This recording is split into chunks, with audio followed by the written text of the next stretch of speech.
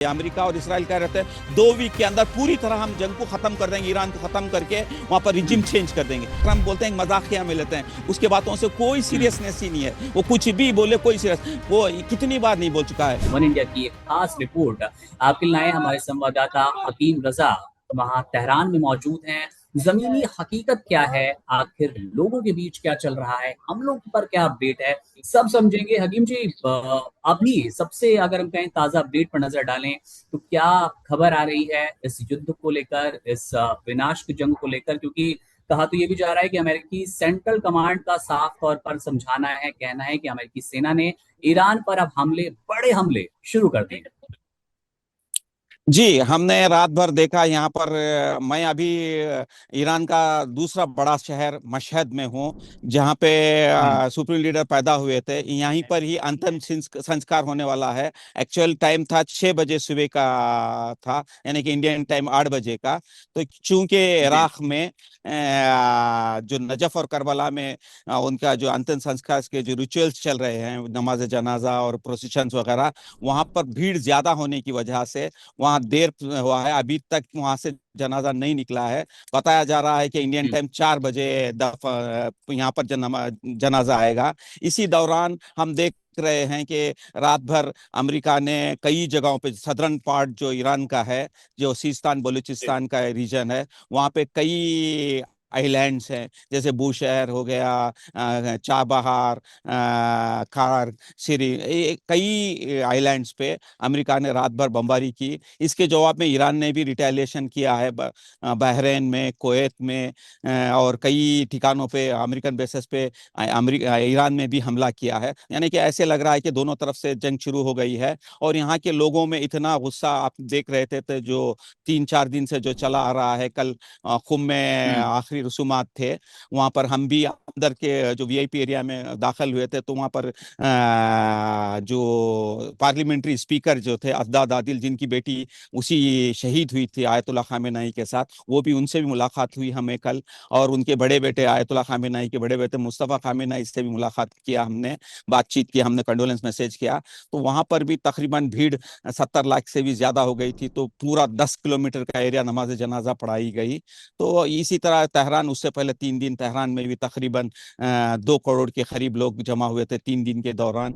तो ये चलता ऐसा नहीं, लोगों के दरमियान इतना, जो आप देख रहे थे होंगे कि हर आदमी के, लोगों के हाथों में ईरानी परचम के साथ साथ लाल झंडे, लाल परचम होते थे। वो लाल परचम में लिखा होता था कि सारतुल हुसैन, या जी। लब्बैक खामेनाई, लब्बैक या हुसैन बोल के। तो ये इसका मतलब होता है कि हमें बदला चाहिए, ट्रम्प और अमेरिका और इसराइल से बदला लो। यानी लोगों में बहुत हम्म। गुस्सा है, बदला है। तो इसी दौरान जंग भी शुरू हो गई है। अभी मुझे नहीं ये लगता कि यहाँ के लोगों के दरमियान कोई भी बातचीत के लिए तैयार नहीं है, सिर्फ जंग ही आखिरी फैसला है बोल के है चल रहा है। मगर अभी हमें देखना है कि आज जो आखिरी रसूमात हैं, जो मशहद शहर में आयतुल्लाह खामेनेई के दफन के, अब इस पे हम्म। कैसे क्या असर पड़ता है। एक दोनों के बीच रिपोर्ट भी आ रहे हैं हकीम कि जी, लगातार आप भी जी, बता ही रहे हैं जैसे कि काफी गुस्सा है, ट्रम्प के एनकाउंटर की जी, बात हो रही है, ट्रम्प को मारने की बात हो रही है। कई ऐसे जी, पोस्टर, कई ऐसी तस्वीरें हमने देखी जिसपे पत्थर बरसाए गए और जिसे जो मिला मारने की कोशिश की, क्योंकि उनको पता है कि विनाश का इकलौता जिम्मेदार कौन है, वो ट्रम्प है। अभी लोगों के बीच किस तरह का क्रोध, किस तरह का गुस्सा आप और देख पाने की, आज आखिरी दिन है, क्या कोई विशेष तैयारी अंतिम संस्कार को लेकर है, मैनेजमेंट को लेकर है? आप क्या देख पा रहे हैं वहां पर? यहाँ पर तो पूरे तैयारियों के साथ है। पूरा आप यहाँ पर आप देख सकते हैं कि पूरे प्रोसेशन के लिए पूरे जो प्रोग्राम होते हैं ना, जो गाड़ियाँ वगैरह सब, पूरा का पूरा प्रिपरेशन है। तैयारियां तो मुकम्मल हो चुके हैं। इसके पीछे जो आप देख रहे हैं इमाम रजा की जरी है, जहाँ पे अंतिम संस्कार होने वाला है, जो दफन करने वाले हैं, हम्म। वो भी पीछे है। तो पूरे तैयारियां तो पूरे हैं, मगर रिपोर्ट्स आ रहे हैं कि डिले हो रहा रहा है वहां से आने में, और एयर स्पेस भी बंद है ईरान का। अभी पता नहीं कैसे होगा क्या होगा, मगर यहाँ पर जो जानकारी मिल रही है कि इंडियन टाइम 4 बजे दफन होगा।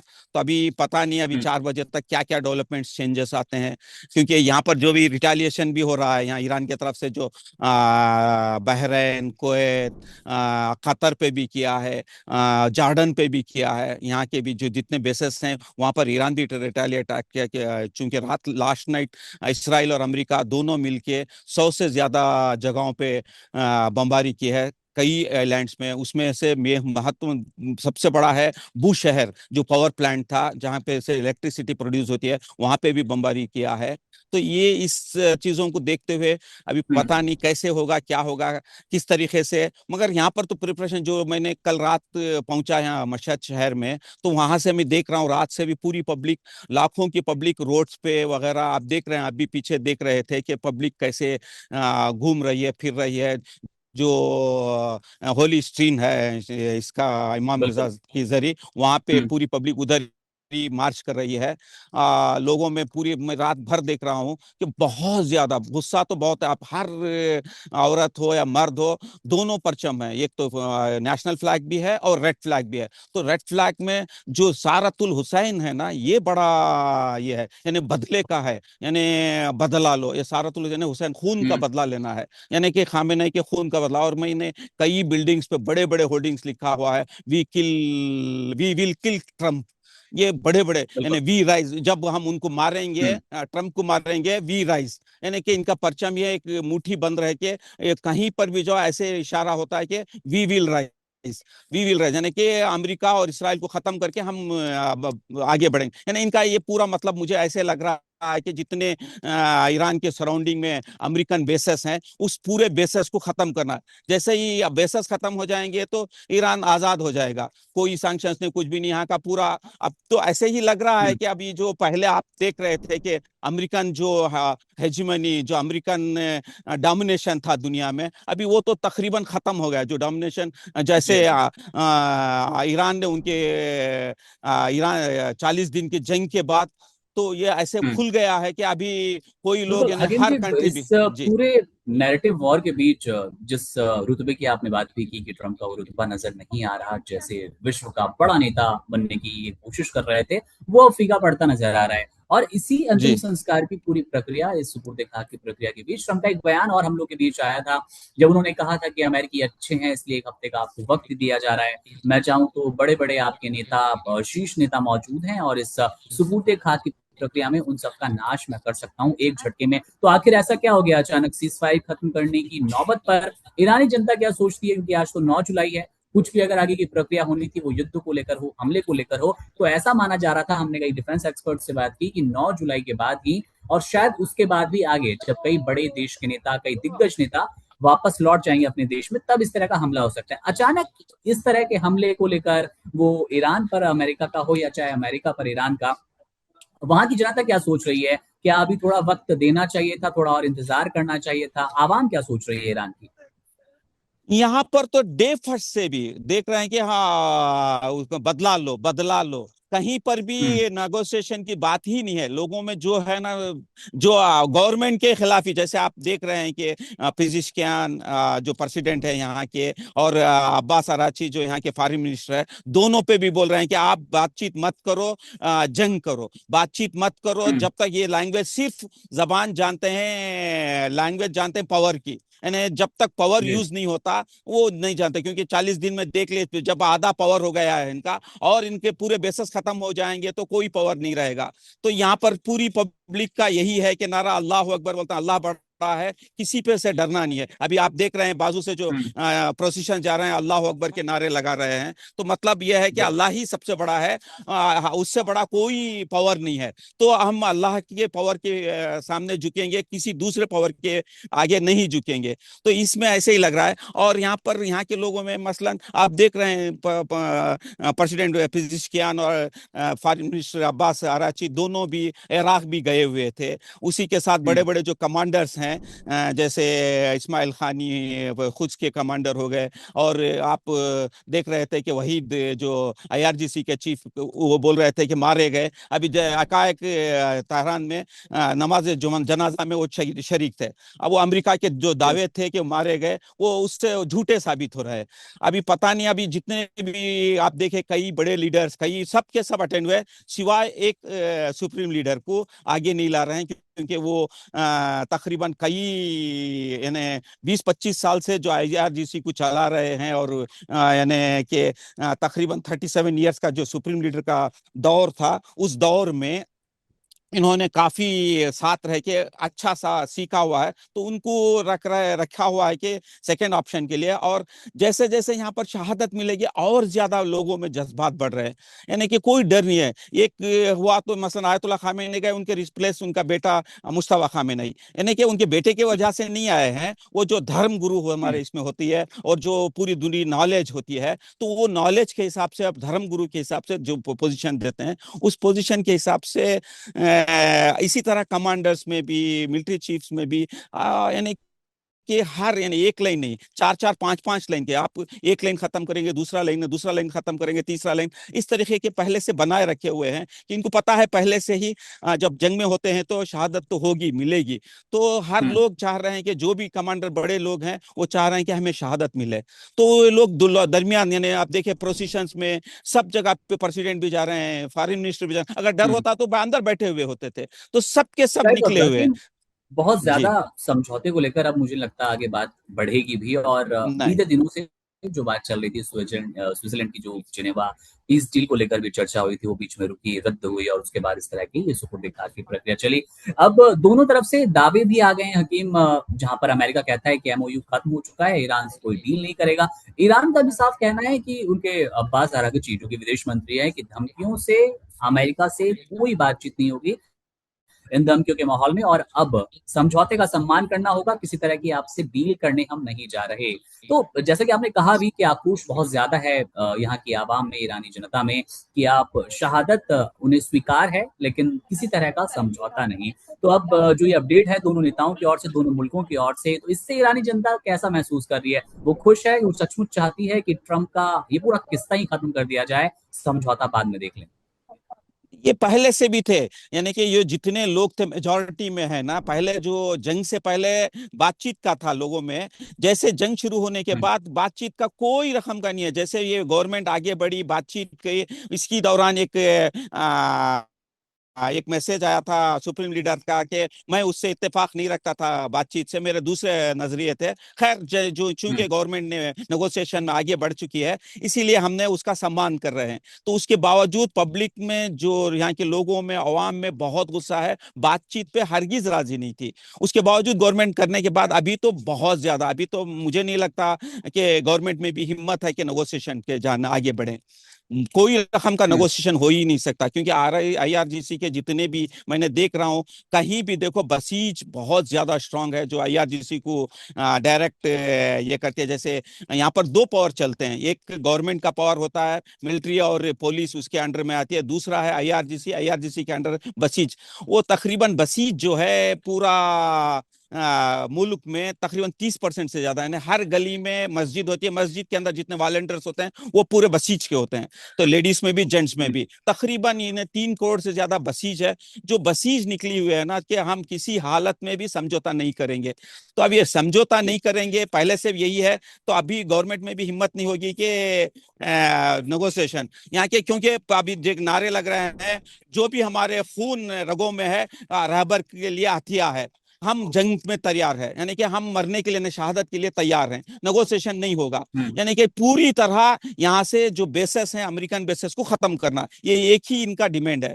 तो पूरी तरह मुझे ये लगता है कि अगर जंग इसी तरह चलता, अभी देखा आपने 40 दिन के जंग में तकरीबन अमेरिका के कई बेसेस, यानी तकरीबन पूरे तरह बंद हो गए, खत्म हो गए, या तकरीबन आधे से ज्यादा डिस्ट्रॉय हो गए हैं, यानी खराब हो चुके हैं। तो इसमें अभी जंग चलेगी तो मुझे नहीं लगता कि अमेरिका बच पाएगा, अमेरिका के जो बेसेस हैं बिल्कुल। पूरी तरह खत्म होगी। लेकिन जी। 9 जुलाई का दिन, और ये सबसे महत्वपूर्ण दिन हम कह सकते हैं सुपुर्द-ए-खाक की इस प्रक्रिया को लेकर, जी। क्योंकि आप जी। लगातार ईरान में मौजूद हैं, तेहरान की सड़कों पर जी। मौजूद हैं। वो 10 जी। किलोमीटर वाला आपने अपने रहबर के अंतिम दर्शनों के लिए लोगों का प्यार भी देखा होगा। उसके साथ-साथ एक टेंशन भी बनती है। हमें याद है वो रुहुल्लाह अली खामनेई का जो अंतिम संस्कार हुआ था, उस वक़्त किस तरह की वो अफ़रा-तफ़री का माहौल हुआ था, ताबूत को छूने के लिए, एक पवित्र एहसास के लिए कई लोगों की जान भी गई थी वहाँ पर, कई घायल भी हुए थे। अभी किस तरह का आप मैनेजमेंट देख पा रहे हैं? और इसके साथ जो एक सबसे ज़रूरी बात है, वो ट्रंप के बयान से लेकर ही है कि ट्रंप का ये भी कहना था कि तमाम शीर्ष नेता आपके मौजूद रहेंगे, मैं कुछ ऐसा कर दूँगा कि सब साफ हो जाएगी, ये जंग दोबारा ही नहीं बढ़ेगी। तो क्या तैयारियाँ हैं वहाँ पर और कैसी प्रक्रिया है, जिससे हम कह सकते हैं कि ये सुपुर्द-ए-खाक की प्रक्रिया ढंग से होगी, शांतिपूर्ण तरीके से होगी, ईरान जैसा चाहता है वैसे होगी?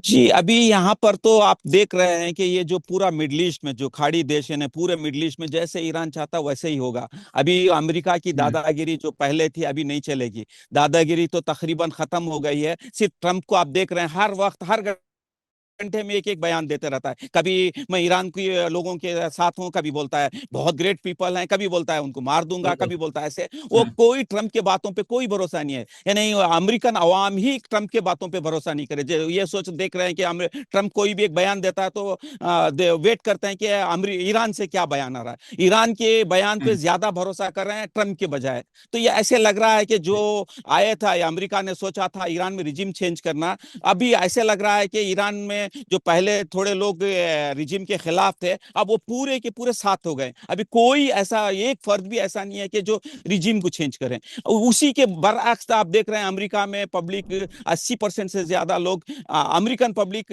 वहां के रिजिम की चेंज है, और इसराइल में इसराइल की रिजिम की चेंज। यहाँ पर उल्टा असर दिख रहा है। जैसे ईरान में आए थे रिजिम चेंज करने के लिए, यहाँ पर पावरफुल हो गया रिजिम, वहां पर हुँ, डाउनफॉल हो रहे हैं। आप देख रहे हैं दिन ब दिन वहां की जो लोकप्रियता है अमेरिका और इसराइल में कम हो रही है लोगों के दरमियान। यहाँ पर लोकप्रियता जो लोगों का जो ध्यान लोगों की जो गवर्नमेंट के साथ वो बढ़ रही है। यानी कि ये मेन थिंग क्या है, ये जो सुप्रीम लीडर है ना उनकी वजह से, यानी पूरी की पूरी पब्लिक है ना सुप्रीम लीडर के पीछे है। सुप्रीम लीडर जो कहते हैं उसी पे अमल करते हैं। ये जो हुँ, लोगों के दरमियान जज्बा जोश और जज्बा है ना, ये मुझे कहीं नजर नहीं आ रहा है। जब जंग होती है तो लोग थोड़ा भागते हैं, डरते हैं। यहाँ पर क्या है, जो आप देख रहे हैं जंग शुरू हो गई है, आप देख रहे हैं लाखों के लोग जमा हो रहे हैं, कोई किसी के अंदर डर ही नहीं है। जहां पे आप देख रहे थे कि वो बोल रहा था कि मैं अभी ये ब्रिजेस पे बमबारी करूंगा, वहां पर वही ब्रिजेस पे हुँ, लाखों लोग जमा हो जाते हैं कि बमबारी मार के देखो।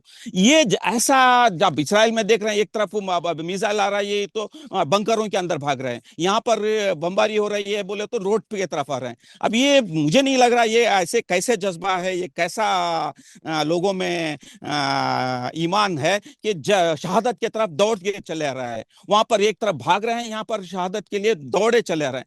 हुँ, इनसे लड़ना जैसे जो सोच रहा है अमेरिका जैसे, वो हो नहीं सकता। जो उनकी सीआईए और मूसाद ने जो रिपोर्ट्स दिए थे ईरान के लिए, ऐसा कर देंगे, 2 वीक में खत्म कर देंगे, 4 वीक में खत्म हो कर देंगे।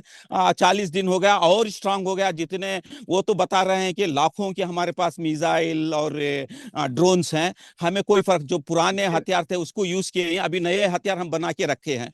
तो अब ये जो हुँ, मिसाइल सिटीज जो अंदर हैं, ये जो जियोग्राफिकली जो ईरान का माउंटेन्स का है, वो उसके अंदर कोई दुनिया की कोई बलंकर ब्लास्टर कुछ भी नहीं कर सकते। ये पहले से प्लानिंग, जो 40 साल से जो प्लानिंग किया है ना, ये बहुत स्ट्रॉन्ग ये किया। जो आयतुल्लाह खामेनी जो गुजरे, उन्होंने जो पॉलिसी बना के जी, जिस हिसाब से जो आ रहे, जिस से जो प्लानिंग के साथ ये हैं, वो पहले से ही था। कोई बातचीत नहीं करना है, हम इतना स्ट्रांग बने कि खुद ब खुद दुश्मन हमारे घुटनों पे है। हम अगर बातचीत बिल्कुल। करेंगे हकीम, तो उनके इसमें पास जाएंगे। एक जी। सवाल ये भी आ जाता है क्योंकि लगातार ज़िक्र हो रहा था कि आखिर इतना टाइम क्यों लग गया? 28 फरवरी वो दिन बताई गई जब आयतुल्लाह अली खामनेई पर अमेरिकी हमले होते हैं, उनकी जान जाती है और उसके बाद 3 जुलाई से सुपुर्द-ए-खाक की प्रक्रिया शुरू होती है, अंतिम संस्कार कह सकते हैं आप आसान भाषा में। तो आपकी समझ में, ईरान की जनता की समझ में ये पूरा समय क्या नैरेटिव वॉर के लिए था? ईरान खुद को मजबूत करना चाहता था? किसी भी तरह के अमेरिकी दबाव से बचने के लिए ये वक़्त लिया गया या कोई और ऐसा पक्ष जो कि आप वहाँ रहकर, ईरान में रहकर समझ पा रहे हैं? जी, आप देख रहे हैं कि ये ईरान की तरफ से पहल नहीं थी। जो जंग का जो हम्म, जंगबंदी जो एमओयू साइन किया, सब पूरा अमेरिका की तरफ से पहल थी। जो पाकिस्तान और खतर और तुर्की सब कुछ बीच में लाया, वो डाला। ये ईरान ने कभी भी मोहलत नहीं मांगी। अमेरिका ने, चूंकि उसके हम्म, पास जितने हथियार थे खत्म हो रहे थे, तो अमेरिका ने मोहलत ली है। ईरान ने कभी मोहलत नहीं लिया। हाँ, इसके दौरान जो एमओयू हुआ था सीज फायर का, तो इसी दौरान ये चाह रहे थे कि जो पीसफुल है तो सिपर्द खाक हो जाए।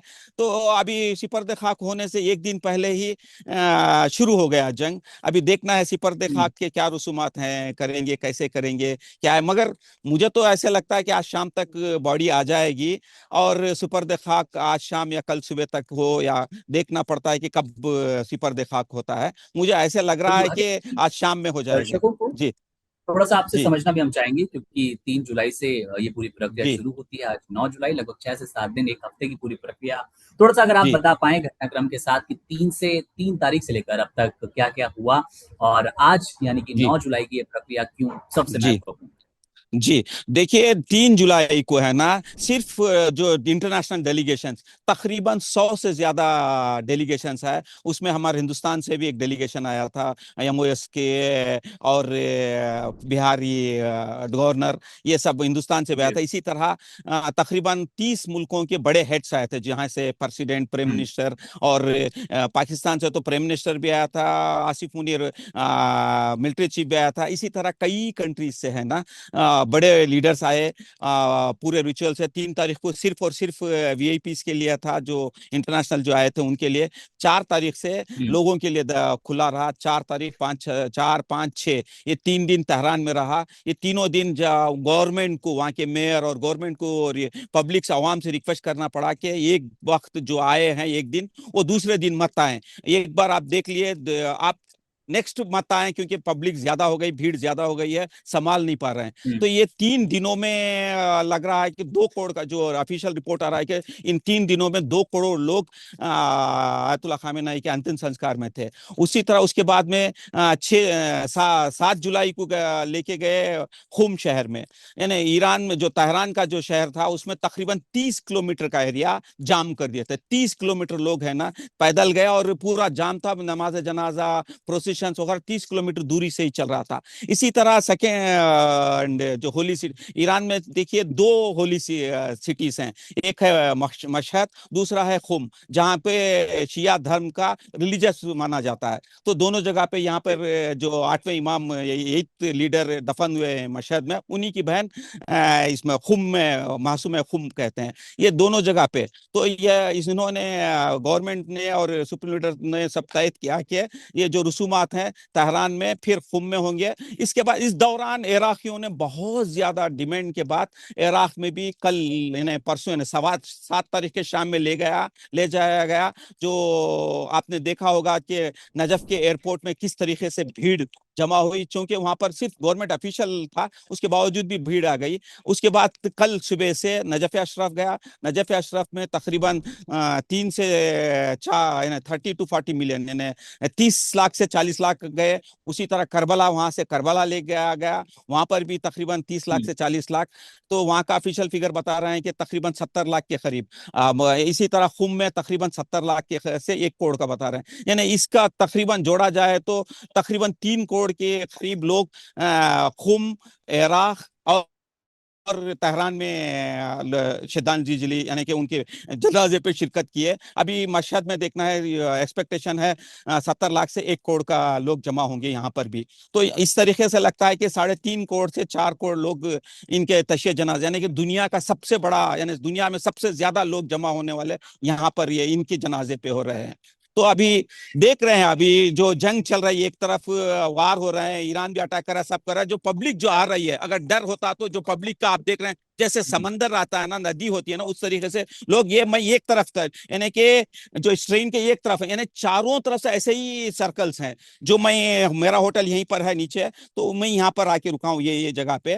तो इसी तरह हुँ, चारों तरफ जो आंगन है, एक एक आंगन में तकरीबन नहीं नहीं बोले तो 1 लाख के करीब लोग जमा होते हैं। उतने बड़े बड़े आंगन है उसके, तो चारों तरफ आंगन है। और इसी तरह ये यानी पूरे हाईवेज हैं, नीचे से जरी के नीचे भी है, और वो जो अंदर से आएगा यहाँ पर आके ज्वाइन होता है, ये रूट भी जाता है प्रोसेशन के लिए। तैयारियां तो मुकम्मल किए हुए हैं, चूंकि जनाजा नहीं आया है। और उसकी वजह एक तो सुबह तक तो वो इराक में जो करबला में खत्म नहीं होता, तकरीबन करबला इराक के टाइम 4 बजे वहां पर नमाज जनाजा हुई। अभी तक वो पूरा रसूमात कंप्लीट नहीं हुए हैं। जैसे ही कंप्लीट होने के बाद फिर देखना है कि एयर स्पेस, अभी सुनने में आ रहा है कि ईरानी एयर स्पेस बंद किए हैं, तो वो कब खोलेंगे फिर वो, चूंकि उनकी फ्लाइट आना है मशहद जनाजे को लेके। अब वो अभी बिल्कुल देखना हकीम, है, मगर जी आपने दिखाया भी जिस तरह से आपके पीछे एक अच्छा खासा जत्था लगातार जा रहा है और जी उसमें नारेबाजी है, अल्लाह की रहमत की बात है, रहबर के अंतिम दर्शन का वो जुनून है।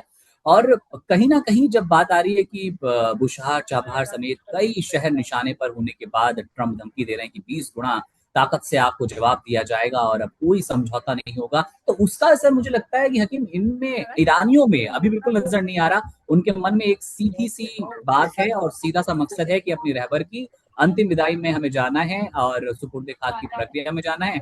आप आगे जंग क्या हो रही है, कौन लड़ रहा है, कौन मर रहा है, उससे बहुत ज्यादा टेंशन नहीं है। और शायद लगता है कि जिस नैरेटिव वॉर की बार बार बात हो रही थी ईरान की ओर से, ईरानियों में ये तो एक जुनून, एक कह सकते हैं संतोष आ गया है कि अब अमेरिका बहुत ज्यादा हमारा कुछ नहीं बिगाड़ सकता। देखिए, आप डे फर्स्ट, अब जैसे ही जंग शुरू किया था तो अमेरिका के ट्रम्प के बातों पे मत जाए। अमेरिका और इसराइल कह रहे थे 2 वीक के अंदर पूरी तरह हम जंग को खत्म कर देंगे, ईरान को खत्म करके वहां पर रिजिम चेंज कर देंगे। 2 वीक क्या 40 दिन होने के बावजूद वो खुद सामने से, ट्रम्प ने मांगा मोहलत, ईरान ने नहीं दिया।